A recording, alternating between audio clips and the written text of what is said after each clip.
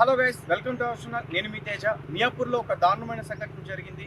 ఒక మహిళను అతి దారుణంగా ఒక బలమైన ఆయుధంతో కొట్టి ఒకతను చంపేశాడంటూ కూడా నిన్నటి వరకు న్యూస్లో రావడం చూసాం. ఈ రోజు వరకు కూడా అది చాలా హల్చల్ అవుతుంది. అసలు ఏం జరిగింది, ఎలా జరిగింది, ఈ పూర్తి విషయాలన్నీ కూడా చూస్తే మియాపూర్లో స్పందన ఒక అపార్ట్మెంట్లో నివాసిస్తుంది. వాళ్ళ తల్లితో కూడా అక్కడే ఉంటుందంటూ కూడా చెప్తున్నారు. అంటే తల్లితో కాదు, ఇద్దరు సెపరేట్గా ఉంటున్నారని చెప్తున్నారు. లేదు, ఇద్దరు తల్లి అలాగే ఆమె ఇద్దరు కూడా ఒకే ఇంట్లో కలిసి ఒక 2 సంవత్సరాల నుంచి అక్కడే ఉంటున్నారు. అయితే స్పందన ఒక సాఫ్ట్వేర్ కంపెనీలో ఉద్యోగం చేస్తుంది. ఇప్పుడు కూడా ఆమె ఉద్యోగం చేస్తుందనే చెప్తున్నారు. అదే స్పందనకు ఒక ఫ్రెండ్ కూడా ఉన్నాడు, తను జిమ్ చేస్తాడు అని కూడా చెప్తున్నారు. అయితే స్పందన తల్లి ఒక ప్రైవేట్ స్కూల్లో టీచర్గా పనిచేస్తుందని కూడా చెప్తున్నారు. అయితే స్పందన తల్లి ఎవరైతే ఉన్నారో ఆమె మార్నింగ్ స్కూల్కి వెళ్ళగానే స్పందన ఇంట్లోనే ఉంది. ఇంట్లో ఉన్నప్పుడు మరి అసలు ఆమె వెళ్ళిన తర్వాత ఇంట్లో అసలు ఏం జరిగింది, ఎలా జరిగింది అనేది ఇప్పటివరకు కూడా తెలియట్లేదు. ఎందుకంటే ఆమె తల్లి వెళ్ళిన తర్వాతే ఇదంతా కూడా జరిగిందని చెప్తున్నారు. 11:30 ఆ టైంలో ఇది జరిగి ఉండొచ్చు అని కూడా పోలీసులు భావిస్తున్నారు. ఎందుకంటే స్పందన తల్లి ఇంటికి తిరిగి రాగానే ఆమె డెడ్ బాడీతో కనిపించింది. ఒక రక్తపు మడుగులో డెడ్ బాడీతో అలా కనిపించింది. సో వెంటనే ఆమె షాక్ అయ్యి వెంటనే వాళ్ళ చుట్టాలందరికీ కూడా కాల్ చేసి చెప్పి దాని తర్వాత వాళ్ళందరూ వచ్చి పోలీసులు కూడా కంప్లైంట్ ఇచ్చారు. సో నిన్నటి వరకు ఎక్కడైతే మర్డర్ జరిగిందో ఆ స్పాట్కి పోలీసులు అలాగే క్లూస్ టీమ్ కూడా వచ్చి అన్ని ఆధారాలు అన్ని క్లూస్ కూడా సేకరించి దర్యాప్తు చేస్తున్నారు. అయితే అసలు చంపిన వ్యక్తి ఎవరు తెలుసుకోవడానికి చాలా ప్రయత్నాలు చేస్తున్నారు. ఎందుకంటే ఏదైతే జరిగిందో మర్డర్ ఆ ఫ్లోర్లో ఎటువంటి సీసీ కెమెరా ఆధారాలు లేవు. అలాగే ఆ లిఫ్ట్కి సంబంధించి ఎటువంటి సీసీ కెమెరా ఆధారాలు కూడా లేవు. అంటే ఆ అపార్ట్మెంట్స్ అన్నీ కూడా ఒక ఎస్టేట్స్కి సంబంధించినవి. దాదాపు అపార్ట్మెంట్స్ నిర్మించి 30 ఏళ్ళు అవుతుంది, పాత పడిపోయినాయి. అందుకోసం పెద్దగా ఇక్కడ ఎవరు ఉండట్లేదు. అందుకోసం సీసీ కెమెరాలు కూడా పెట్టుకోలేదని కూడా చెప్తున్నారు. అయితే ఆ పార్కింగ్ ప్లేస్ కానీ లోపల ఎంట్రన్స్లోకి వచ్చినప్పుడు కానీ సీసీ కెమెరాస్ ఉన్నాయి. అపార్ట్మెంట్స్ చుట్టూ కూడా 3 గేట్స్ ఉన్నాయి. అన్ని గేట్స్ని కూడా చెక్ చేస్తున్నారు. సో అంటే ఇక్కడ సీసీ కెమెరాస్ లేకపోవడం వల్ల ఇప్పటివరకు కూడా నిందితుడు ఎవడనేది తెలియలేదు. సో నిందితుడు ఎవరైనా సరే, ఎంత పెద్ద వ్యక్తి అయినా సరే ఖచ్చితంగా ఈ సీసీ కెమెరాలో కనిపిస్తాడో అతను వచ్చి వెళ్తే సో ఖచ్చితంగా పట్టుకునే ప్రయత్నం చేస్తాడు. అయితే దీనికి సంబంధించి పోలీసులు చాలా దర్యాప్తు చేస్తున్నారు.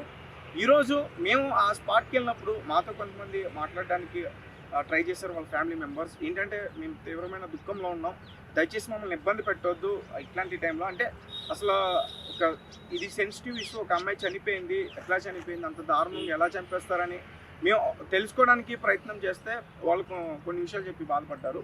అలాగే కొన్ని ఛానల్స్ రాంగ్ కథనాలు రాస్తున్నాయి, అట్లాంటిది కాదు అని చెప్పేసి వస్తున్నాయి. ఏం లేదు, అమ్మాయికి గతంలో ఒక వ్యక్తితో పెళ్ళయింది, ప్రేమించి పెళ్లి చేసుకుంది. అదే ఇప్పుడు ఎక్కడైతే ఉంటుందో అక్కడ అదే ఏరియాలో ఒక అబ్బాయిని ప్రేమించి పెళ్లి చేసుకుంది. దాని తర్వాత కొన్నాళ్ళు వాళ్ళిద్దరు కలిసి ఉన్నారు. తర్వాత వాళ్ళిద్దరికి విభేదాలు వచ్చాయి. తన వేధింపులు చేస్తున్నాడని చెప్పేసి మియాపూర్ పోలీస్ స్టేషన్లో కంప్లైంట్ ఇచ్చి కొన్ని రోజుల నుంచి అతనికి దూరంగా ఉంది. దాని తర్వాత వాళ్ళ విడాకులు కూడా తీసుకోవడానికి ప్రయత్నించారు. ఇప్పటికీ కూడా ఆ కోర్టులో ఇష్యూ నడుస్తుందంటూ కూడా చెప్తున్నారు. ఇదంతా 2022 నుంచి కూడా జరుగుతుంది. ఎందుకంటే 2022లో అమ్మాయికి పెళ్లి జరిగింది. ఈ అమ్మాయి సాఫ్ట్వేర్, ఆ అబ్బాయి అకౌంటెంట్. సో అంటే ఇక్కడ ఈ విషయాన్ని ఎందుకు చెప్తున్నామంటే ఒక కోణంలో చూస్తే అంటే భర్త ఏమైనా ఈమె పైన కక్ష పెట్టుకుని ఈమె పోలీస్ కంప్లైంట్ ఇచ్చింది కదని చెప్పి అతనేమైనా ఈ దాడికి పాల్పడ్డా అనే కోణంలో కూడా దర్యాప్తు చేస్తున్నారు. అయితే అతను వచ్చినట్లుగా కానీ అంటే ఆ మర్డర్ జరిగిన ప్రాంతంలో కానీ ఆ చుట్టుపక్కల ఏరియాలో కానీ అతను వచ్చినట్లు కానీ ఎక్కడా కూడా ఎలాంటి క్లూ కానీ దొరకలేదు. అయితే మొత్తానికి అతను కూడా విచారిస్తారు, అదుపులోకి తీసుకుని. సో అతను ఎక్కడున్నాడు, ఏం చేస్తున్నాడు, ఒక 2 రోజుల నుంచి ఏం చేస్తున్నాడు, అతను ఎవరితో మాట్లాడుతున్నాడు, అన్ని కోణాల్లో కూడా దర్యాప్తు చేస్తారు. అయితే అతను కాదన్న విషయం తెలిసింది. మరి స్పందనని చంపింది ఎవరు, స్పందనాన్ని చంపిన వ్యక్తిని పట్టుకోవాలంటే ఆ సీసీ కెమెరాస్ మొత్తం చెక్ చేయాలి. సో ఇప్పటివరకు ఆ సీసీ కెమెరాస్ చెక్ చేస్తున్నారు, అనుమానంగా ఉన్నారని చెప్పేసి అంటున్నారు. అక్కడ సీసీ కెమెరా పోలీసులు కానీ మేము కానీ చూస్తుంటే అక్కడ పక్కన ఉన్న కొంతమంది వ్యక్తులు ఎవరిని చూసినా అనుమానంగానే ఉన్నారు అనే విధంగా మాట్లాడుతున్నారు. అయితే సీసీ కెమెరాలో 2 అబ్బాయిలు కనిపించారు టీషర్ట్ వేసుకుని. ఇప్పుడు ఆ అమ్మాయి ఏదైతే ఉందో 3rd A అపార్ట్మెంట్, మొత్తం కూడా అక్కడ 4 ఉంటాయి అపార్ట్మెంట్లు. 4 కాదు, మొత్తం కూడా 5 బ్లాక్స్ ఉన్నట్టున్నాయి. 3 గేట్స్ ఉన్నాయి ప్రతిదానికి కూడా. ఆ 5 బ్లాక్స్లో ఈ మర్డర్ 3rd బ్లాక్లో జరిగింది, 3rd A. సో ఫస్ట్ ఫ్లోర్లో జరిగింది. సో 2 అబ్బాయిలు ఆ అపార్ట్మెంట్లోకి వెళ్ళి, ఆ 3rd A అపార్ట్మెంట్లోకి వెళ్ళి మళ్ళీ తిరిగి వచ్చినట్లుగా సీసీ కెమెరాలు ఎక్కడ కూడా కనిపించలేదంట. సో అంటే ఆ 2 టీషర్ట్లు వేసుకుని పైకి వెళ్ళిన వ్యక్తులు ఎవరు, సో దీని గురించి అందరూ కూడా ఆరా తీస్తున్నారు ఎవరు అని చెప్పేసి. ఎందుకంటే ఆ సీసీ కెమెరాస్ కూడా సరిగ్గా లేవు, అంటే వాళ్ళ మొక్కలు కూడా సరిగ్గా కనిపించట్లేదు. రికార్డ్ అయింది, ప్లేబ్యాక్లో మొత్తం కూడా కనిపిస్తుంది, కానీ సీసీ కెమెరాలో వాళ్ళ ఫేసెస్ క్లారిటీగా కనిపించట్లేదు. సో అంటే మొత్తం అందరూ కూడా కన్ఫ్యూజన్లో ఉన్నారు, పోలీసులు కూడా కన్ఫ్యూజన్లో ఉన్నారు. సరే మొత్తం తనైతే కత్తితో పొడిచి చంపేశారంటూ కూడా చెప్తున్నారు. అట్లాంటి ఏంటి కాదు, అదంతా ఫేక్, కత్తితో పొడవలేదు. ఎక్కడైతే మర్డర్ జరిగిందో స్పాట్లో ఎటువంటి ఆయుధాలు ఏమీ దొరకలేదు. కాకపోతే పోలీసులు ఎట్లా అంటే తల మీద బలమైన గాయం తగలతో ఒక జిమ్ బండిల్తో బలంగా కొట్టి చంపేసి ఉంటాడని చెప్పేసి వాళ్ళు భావిస్తున్నారు. అయితే జిమ్ బండిల్ అనగానే పోలీసులకి ఆమె సర్కిల్ ఎవరైతే ఫ్రెండ్స్ ఉంటారో ఆ పూర్తి విషయాలన్నీ కూడా ఆరా తీసే ప్రయత్నం చేస్తారు కదా. అప్పుడు ఒక వ్యక్తి గురించి బయటపడింది.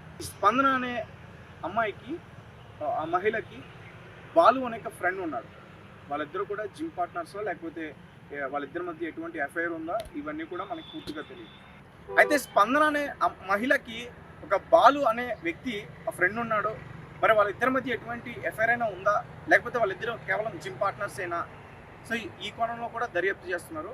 ఎందుకంటే బాలు అనే వ్యక్తి అదే రోజు మర్డర్ ఎప్పుడైతే జరిగిందో నిన్న, అదే రోజు వాళ్ళ అమ్మగారు వెళ్ళగానే ఆ బాలు ఆ ప్రాంతానికి వచ్చాడు, ఆ ఫ్లాట్లోకి వెళ్ళాడు. అదంతా కూడా సీసీ కెమెరాలో రికార్డ్ అయింది. ఎందుకంటే ఆ బైక్, అతను వేసుకున్న టీషర్ట్, అక్కడ ఉన్న వాళ్ళందరూ కూడా గుర్తించారు. ఇతను తెలుసు మాకు, ఇతను బాలు స్వప్న ఫ్రెండ్, ఇతను రెగ్యులర్గా వస్తూ ఉంటాడు, జిమ్కి వెళ్తారు అని చెప్పేసి కూడా కొంతమంది చెప్పడం జరుగుతుంది.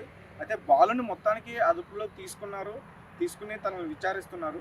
అయితే మర్డర్ స్పాట్లో కూడా ఇంకేమైనా ఆధారాలు దొరుకుతాయని కూడా ఆ కోణంలో కూడా చూస్తున్నారు. ఎందుకంటే ఇక్కడ భర్త బాలుతో చేతులు కలిపి వాళ్ళతో కూడా కలిసి చేసే ప్రయత్నం చేయొచ్చు కదా. సో అంటే అన్ని కోణాల్లోనే చూస్తున్నారు. ఇప్పటివరకు కూడా ఎవరు చంపారు అనే విషయం బయటికి రాలేదు, కానీ బాలు అనే వ్యక్తి మీద మాత్రం అనుమానం ఉంది. బాలుయే తనని మర్డర్ చేశాడా, బాలు మధ్య స్పందన మధ్య ఏమైనా అఫైర్ ఉందా, ఈ పూర్తి విషయాలన్నీ కూడా మరి కాసేపట్లో తెలిసిపోతే. కాకపోతే ఇక్కడ ఇంకొక విషయం తెలియాలి. ఏంటంటే బాలు పోలీసులకి చెప్తున్నప్పుడు అతను చెప్పిన టైమింగ్స్, అంటే అతను వచ్చి మళ్ళీ బయటికి వెళ్ళిన టైమింగ్స్ సీసీ కెమెరాతో మ్యాచ్ కావట్లా. అతనేమో నేను పలానా టైంకి వచ్చాను, 10 నిమిషాలు మాత్రమే ఉన్నా, తర్వాత వెళ్ళిపోయానని చెప్తున్నాడు.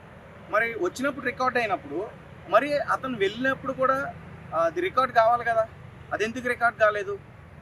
సీసీ కెమెరాలో ఉన్నది ఏంటంటే అతను 10 నిమిషాల్లో చెప్తున్నాడు, కానీ అతను వచ్చి మళ్ళీ తిరిగి వెళ్ళింది దాదాపు గంటన్నర సమయం వరకు కూడా రికార్డ్ అయ్యింది. గ్యాప్ వచ్చింది, ఆ టైం వరకు కూడా అక్కడ ఉన్నాడు. దాని తర్వాత వెళ్ళిన అక్కడి నుంచి, ఆ ప్రదేశం నుంచి వెళ్ళిన అదంతా కూడా రికార్డ్ అయింది సీసీ కెమెరాలో.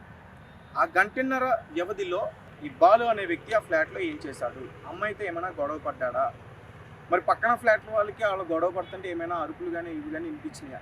కానీ ఎవరు కూడా ముందుకు వచ్చి మాట్లాడడానికి ధైర్యం చేయట్లేదు.